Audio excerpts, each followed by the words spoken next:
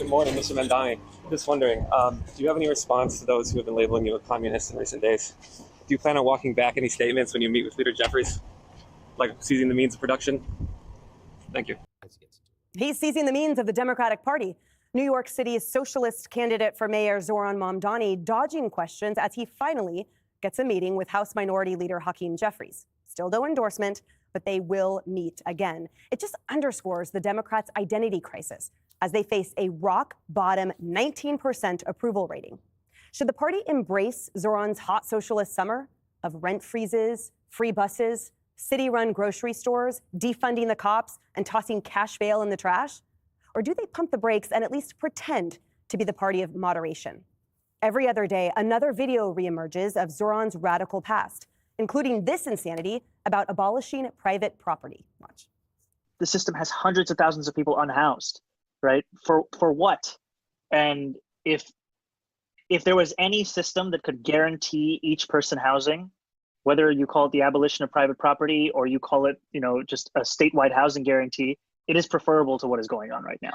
Mm-hmm. And I think that people try and play like gotcha games about these kinds of things. And it's like, look, I care more about whether somebody has a home.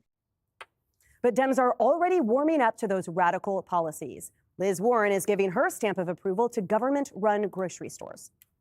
It's a new and fresh plan for New York City, but it's been tried in other cities around the country and has had some real successes. So what I hear Mamdani saying is, I want to try things to make it work for working families. And you know what? This is how democracy works. A lot of people in New York City said, that sounds good to me. I'd rather try that than any of the other alternatives available to me. I support that. Good luck with that, comrade. History is pretty clear. Socialist policies turn thriving countries into breadline bonanzas. And yet, Tim Walz is stumped by why Democrats are seen as anti-success. It's capturing this idea of wealth and being able to be successful, which we as Democrats, we want people to pay their fair share, but why are we against people being successful like that? We can't be. Why are we against? We should talk about businesses. Not all businesses exploit their workers, and we get ourselves stuck in that. Oh, well, and I think we lose that. Jessica, I want to start with you as a Democrat here in the city. How do you weigh all of these proposals by Mamdani that are clearly untenable and unsustainable with the fact that it would drive out anyone here that could flee, leaving behind the poor, the criminals, and the rats only? And how is this shaping the direction of the Democrat Party in New York City, which is the home of the largest Jewish population outside of Israel, from someone that is clearly an anti-Semite to boot?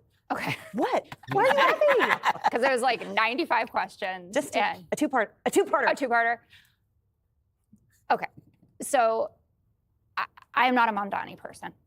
I've made that perfectly clear. I think this is such a stain on the Cuomo and Adams campaigns that they did no opposition research whatsoever, that these things are being unearthed now, and none of it is hidden, right? These are old tweets, these are old interviews, et cetera. I don't know if the outcome would have been different. He won by an enormous amount. I think the opposition was obviously flawed as well, putting Cuomo up. But to say that these policies are going to drive out anyone who's not poor or criminal just isn't true. His policies are basically Bill de Blasio's policies, and people stayed here. Rich people stayed here. We lost folks during COVID for sure, but we have seen this before. Like de Blasio froze the rent as well.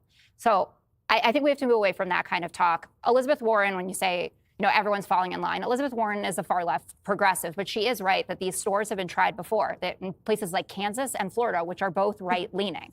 So I think we need to drop that. As for the endorsements, Hochul, Jeffries, Richie Torres, they're doing what I think they should be doing, which is expressing in these conversations with him the concerns that their constituents have.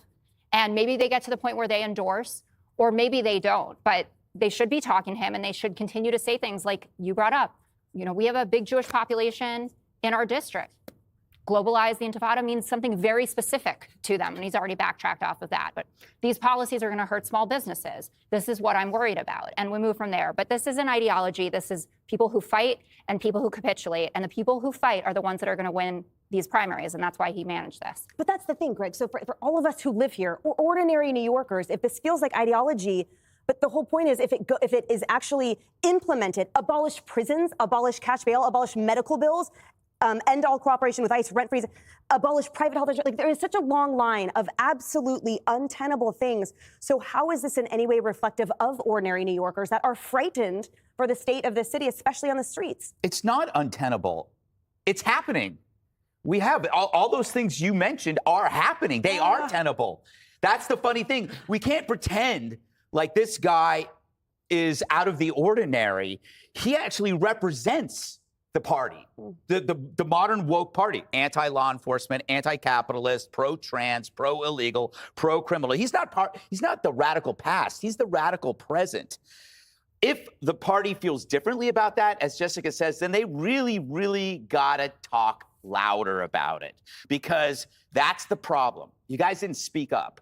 You know, you grew this monster because you were too scared to discipline it as it expanded into every facet of our lives. Imagine if you had nipped wokeism in the bud rather than waiting for us to slay it with Trump. The Democratic Party are like parents of a criminal teen who raised him without any discipline or common sense, and then you released him into the wild, i.e. our world, and now we have to deal with it, and now you're going like, yeah, I predict that when he gets the nomination, I mean, they're going to fall behind him. They will. They'll say, oh, he's changed, he's changed. I want to talk about Tim Walz because that guy is such a...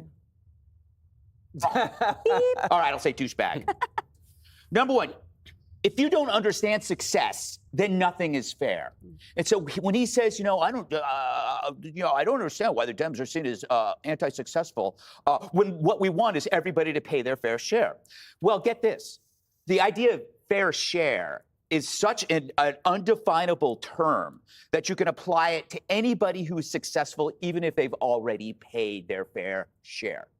Success to you isn't fair. You have the top 1% pays all of 40% of all federal taxes. The top 5% pays 61% of all Fed taxes, more than the bottom 90% combined.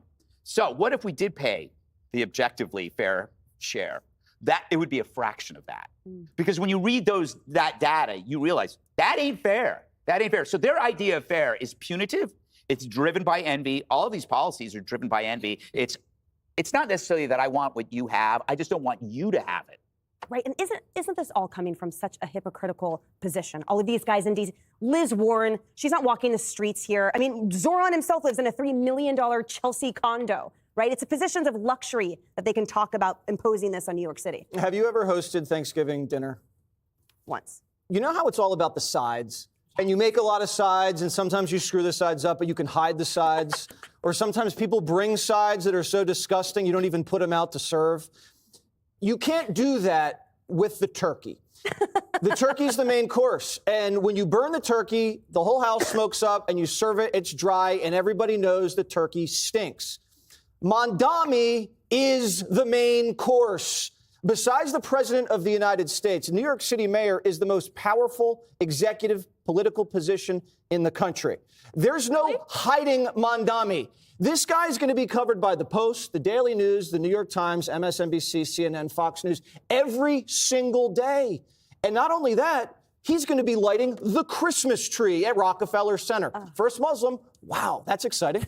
He's going to be doing the countdown on New Year's Eve in Times Square. He's going to be standing next to Donald Trump at the 9/11 ceremony. There is no hiding this guy. This guy is in the middle of the Democrats' plate, and there's nowhere for them to run, and there's nowhere for them to hide. Abolishing private property, price controls, chanting slogans that Hamas chants. You guys, Greg's right. This guy is the same guy all Democrats are behind closed doors. After a few drinks, they all say the same thing this commie says. And they love him because he's authentic, because he's dumb or brave enough to say what they're all thinking behind closed doors.